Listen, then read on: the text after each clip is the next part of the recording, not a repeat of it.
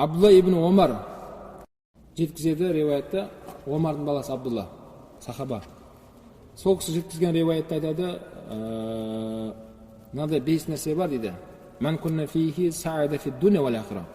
Кімнің бойында мынандай 5 қасиет болатын болса, осы өмірде, келесі өмірде ол бақытты адам екен дейді. Не дейді?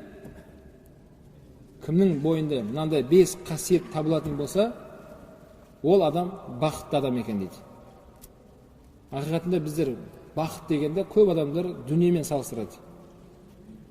Бақыт деген не деп сұрасаң, қоғамдағы адамдардан көпшілік айтатындар, Астанада квартираң болса 3 бөлмелі, Алматыда бір коттеджің болса, екі жақта да 2 машинаң болса, тағы не керек? Көбісінің айтатындары дүниемен салыстырып кетеді. Сол нәрсені бақыт деп ойлайды. Жоқ, бақыт ол емес. Мына Абдулла ибн Омар радиаллаху анху айтып жатыр, бақыт мына 5 нәрсе дейді. Кімнің бойында осы 5 нәрсе болса, сол адам бақытты адам екен дейді. Осы өмірде де, келесі өмірде де. Ал Алматыдағы, Астанадағы квартираң болғаны мүмкін бақытты шығарсың. Бірақ ақиретте сен бақытты деген өрде қағида жоқ. Мүмкін осы өмірде бақытты сезінетін шығарсың сол жерде, мүмкін. Бірақ келесі өмірде сенде ол нәрсе болмайды. Осы нәрсенің бәрі осы нәрде қалып қояды. Ақиретін Құдай біледі не болып жатқанын.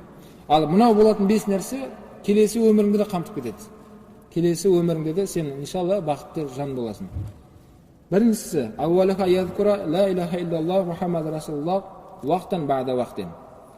Әрбір сәтте Алладан басқа тәңір жоқ, Мұхаммед оның елшісіден калима шахаданы еске алып жүру, ол бақытты дейді. Осы өмірде де, келесі өмірде де. Бауырлар, бұл өмірде шыны керек, біздер пенде болғаннан кейін жүрегіміз кейде толқиды, кейде үрей болады, басқа болады. Бұл пенделік табиғи құбылыс.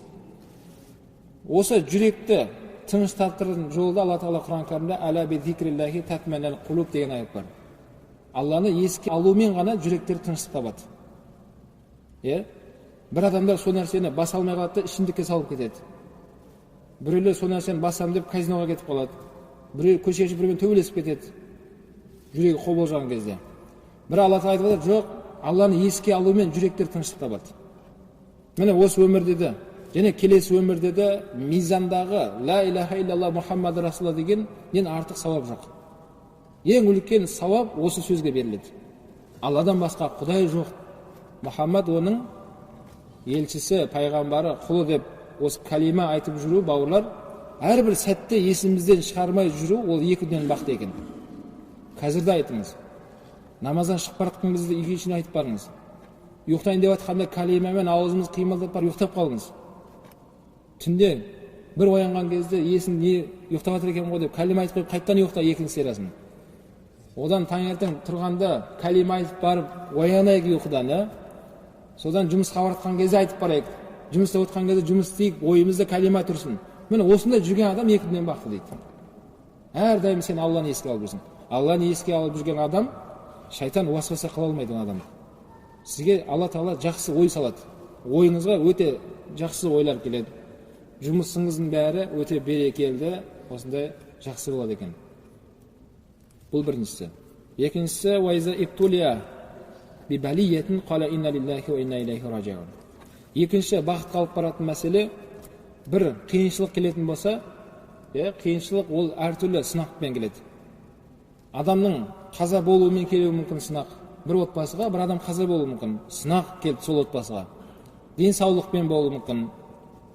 Немесе мал дүниең кетіп қалуымен болуы мүмкін. Түрлі-түрлі. Сол кезде әттеңде басыңды дуалға ұрмай, инна лиллахи ва инна илайхи раджиун деп айтып жүру. Расында мен де жаңағы менен кетіп тұрған сол не нәрсе ол? Қиыншылық, соның бәрі Алланыкі. Баршамыз Алланың мүлкіміз. Және баршамыз сол Аллаға қайтушымыз деген осы аятты оқып жүру.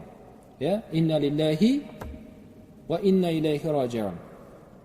Енді ешкім машина соғысып қалмай қойсын. Машина соғысып қалса, шығып алып аузыңа келгенін боқтамай, инна лиллахи ва инна илайхи раджиун деп қоя сал. Мен машинемде, мен де Алланың мүлкімін. Және мен де бәріміз Аллаға қайтушымыз деп осы сөз айту керек. Сол кезде не болады? Сол кезде сіз бақытты адамсыз. Ақыретте де сол қиыншылыққа сабыр еткеннің ішінде Алланың шексіз сауабы бар.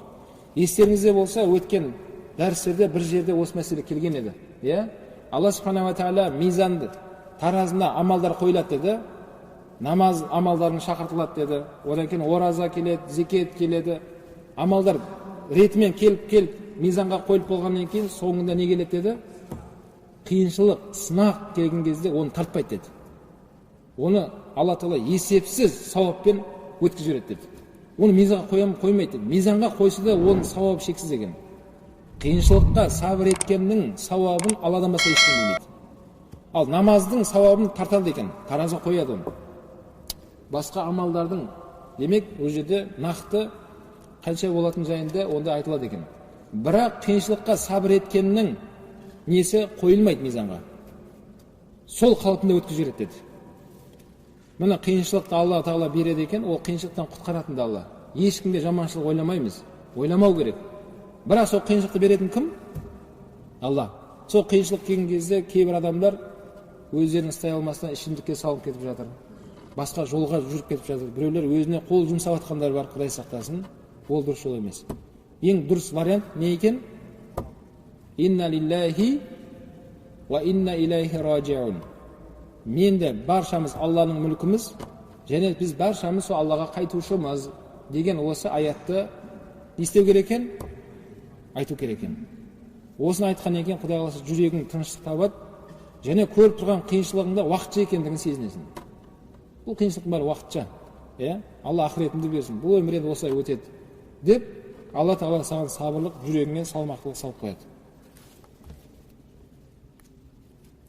Және инна лиллахи ва инна илайхи раджиун деумен бірге вала хаула вала қуввата илля биллах деп осындай сөздерді қосып айту керек екен. Не айту керек екен? Оның мағынасы Алладан басқа күштің иесі жоқ деген сөз. Вала хаула вала қуввата илля биллах. Қиыншылық келді ма? Инна лиллахи ва инна илайхи раджиун. Вала хаула вала қуввата илля биллахил алиyyil азим. Ұлы болған Алладан басқа күштің иесі жоқ. Бүткіл мүлік Алланыкі, баршамыз Аллаға қайтушымыз деп осы сөз айту керек екен. Сол кезде сіз осы өмірде бақыттысыз, және келесі өмірде бақыттысыз. Ол жерде айқайлап, жағаңды жыртып, біреумен төбелескенмен еш нәрсе орнына келмейді. Болатын нәрсе болып қойды.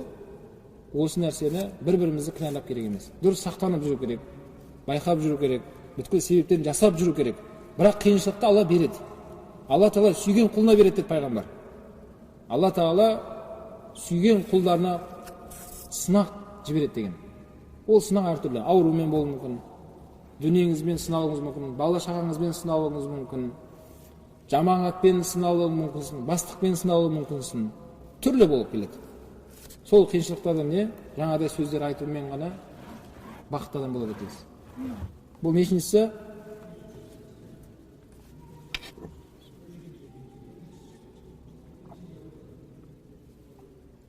Екіншісі. Үшіншісі. وَإِذَا أُعْتَ بِنِعْمَةٍ قَالَ الْحَمْدُ لِلَّهِ رَبِّ الْعَالَمِينَ. Алла субхана ва тағала бір нығмет беретін болса, Альхамдулилля, бүткіл әлемнің жаратушысы Аллаға мақтау болсын деп осы сөз айту керек екен. Бір нәрсеге қол жеткіздіңіз. Бір жақсылық келді сізге. Машина алдың ба, телефон алдың ба, үйлендің ба, балалы болдың ба. Бар ғой жақсылықтар. Сол жақсылыққа қол жеткізген кезде біреулер бар. Естіп жатырмыз, әйелі ұл туса, еркектен еркек туылады ғой деп қояды. Еркек туса тудырдық қой сонда деп қояды. Сонда не ана? Қыз болғанда не болды сонда? Қыз тудырғандар еркек емес па не? Дәл сол сөзімен ауыр сөйлеп тұр. Пайғамбардың еркек емес па не деген сөз шығады. Пайғамбардың қыздары болды, балалары болды. Нағыз еркектің еркегі ол Расулла. Шынымен нағыз жігіттің сұлтаны дейміз ғой. Қай жағынан болса да пайғамбармен ешкім салыстыра алмайсың. Тіпті сол қиыншылық, қыспақ, соғыс заманында да сахабалардың өзі айтады. Біз қатты соққы берілген кезде пайғамбарымыз артына тығылып қалған кездеріміз болған дейді. Ана соғыста есіміз шығып кеткен соншалықты. Ақсап соғысында сондай болды. Пайғамбардың жанында 12 000 әскермен барған адамдар 9 адам қалып кеткен жанында. Соғыс қатты болған соншалық адам бәрі тастап естері шығып кеткен ғой, не болған өздері түсінбей қалған. Пайғамбардан да кімдер қалды? 9 сахабасы қалған. 12 мың әскерден 9 адам қалды пайғамбардың жанында. Пайғамбар орнында қимылдамай тұратын. Міне жігіттің сұлтаны Расулулла, демек жаңа дәуір сөйлеуге болмайды, жігіттен жігіт болады деген сияқты. Демек Алла Тағаланың берген нығметтеріне не деп айтуымыз керек екен? Альхамдулилля деп айт. Көлік алсаң да, сен сияқты жалқау емеспін ғой, демек еңбек еттім да мен, демек ұйықтамай жұмыс істедім күні-түні. Сен де соған ақыл айтатындар бар, тұрып ал. Дұрыс жұмыс істеу керек, ерте қимылдау керек. Бірақ одан да ерте тұрып қимылдап жатқандар бар, Алла бермей жатса тартып аламайсың. Алла берді ма, не деп айта алған сен? Альхамдулилля деп айт. Аллаға шүкір деп айт. Құран кәрімде ләу шакартум лазиданнакум дейді. Алла Тағала мен берген нығметке шүкір деп айтсаңдар, берген нығметті арттыра берем дейді. Ләу кафартум, мен берген нығметке күфірлік келтіретін болсаңдар, мен азабым қатты болады дейді. Алла Тағала ертең қатты азаптайын дейді сол адамды. Бұл нешіншісі екен? Үшіншісі. Вайза ибтада фи шайин қала бисмиллахи рахмани рахим. Төртіншісі, бір нәрсе істен бастар алдын Алланың есімімен баста. Не істейін деп жатсың? Бисмилля рахмани рахимді осыны әдеткен алды көріп. Телефон ұстайын деп жатсың ба? Бисмилля деп кнопкасын басыңыз. Машинеңіздің ручкасын ұстап, есігін ашатын кезде бисмилля деп аш. Ана оталдырайын деп жатқан кезде бисмилля деп оталдыр. Бүткіл нәрсені немен бастау? Бисмилля деп бастау. Тіпті сондай дұғалар бар. Ерлі зайыптыларды, ақ некесімен ерлі зайыптыларды қосылатын алдын бисмилля деп бастайтын дұғалар бар. Кез келген мәселені немен бастау? Алланың есімімен бастау. Бұл не екен? Бұл екі дүниенің бақыты. Осы дүниеде бақыттан боласың сен. Себебі мынау су ішетін кезде де пайғамбар дейді, бисмилля деп ішіңдер дейді. Су. Мына су нығметін дәл осының орнын басатын еш нәрсе жоқ. Судың орны. Мысалы қарның ашса көп варианттар бар. Ет жеуге болады, нан жеуге болады, бірдеңе жеуге болады. Шөлдесең, мұнан орын еш нәрсе баса алмайды. Су. Алла Тағала сондай қылып жаратқан, бұл су деген информацияны қабылдайтын сондай зат екен мынау. Су. Сіз ішетін кезде бисмилля рахмани рахим деген кезде мына су, сол бисмилляны бойына сіңірді. Мына су өте шипалы, пайдалы суға айналады мынау. Жай су емес. Сіз ол не айттыңыз? Бисмилляны айттыңыз. Ондай болмайтын болса, сондай оқиғалар тіркелген, сондай мәселелер келеді. Бір адамдар түнімен отырып, адамдарға зиян келтіретін бір нәрсені жайында пікірлесі дейді. Алдарында сулар болған ыдыстарда. Олар түнімен сол болашақта оны іске асыратын болса, адамдарға зиянға ұшырайтын мәселе. Сондай жайында сөйлескен түнімен. Сөйтіп алдарында отқан су ішіп, сол күні түнде баршасы емханаға түскен. Бұларға не болды десе, бәрі отравление болған. Кәдімгі уланып қалған. Бұлар не жеді екен деп қараса, тек қана судан басқа нәрсе ішпеген. Суды қараса, су уланып қалған. Неге? Бұлардың ауыздарынан шыққан жаман сөздің бәрін су қабылдай берген. Су уланып тұрған, соны ішкен бұлар. Ішкен кезде олар уланып, денсаулықтары кетіп қалды. Міне пайғамбар соны айтып жатыр. Сендер ішетін кезде бисмилля деп ішіңдер. Бисмилля Алланың есімімен айтылған сөздерін су бойына алды. Не болды? Бұл су иншалла шипалы, сондай бір жақсы суға айналады екен. Демек, әрбір мәселені немен бастау керек екен, бауырлар? Бисмилля деп. Киім киетін болсаңыздар, шешетін болсаңыздар, әрбір мәселеде Алланың есімімен баста. Дәл осылай жүре беру, осы өмірде сіз бақытты адам боласыз. Бисмиллямен бастаған кезде шайтан иблис қашып кетеді сізден. Ол іске араласа алмай қалады. Және келесі өмірде де ақыретте сол бисмиллямен айтқаның үшін Алланың алдында шексіз сауабын аласың. Себебі әрбір мәселеде Алланың есімімен баставатсың сен.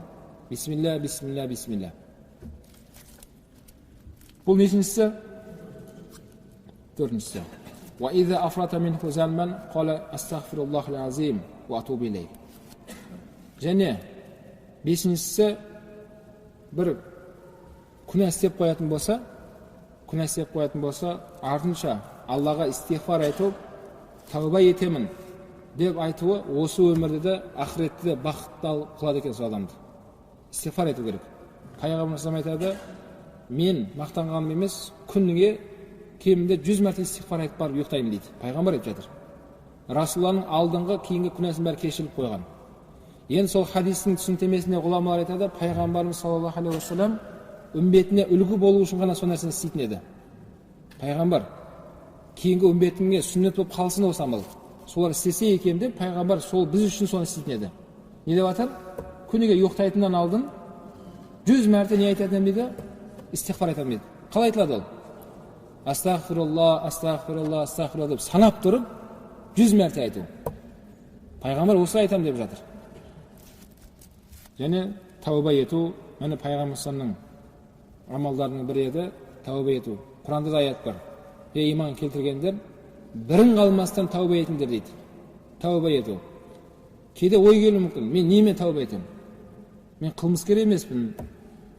Мен күнә жасағаным жоқ қой деп айтсаңыз қателесесіз. Құран кәрімде Алла дейді, ей момындар, бірін қалмастан бәрін тәубаларына келіп жүріңдер деді. Әрқайсымыз күнделікті тәубамызға келіп жүріміз керек екен. Бауырлар, бұл тәубаға келу арқылы осы өмірде де, келесі өмірде де бақытты болады екенбіз. Демек, Али радиаллаху анху 5 мәселені айтып шықты. Осы 5 қасиет кімнің бойында болатын болса, не деп айтты? Осы өмірде және ақыретте ол адам бақытты адам екен деді. Біріншісі,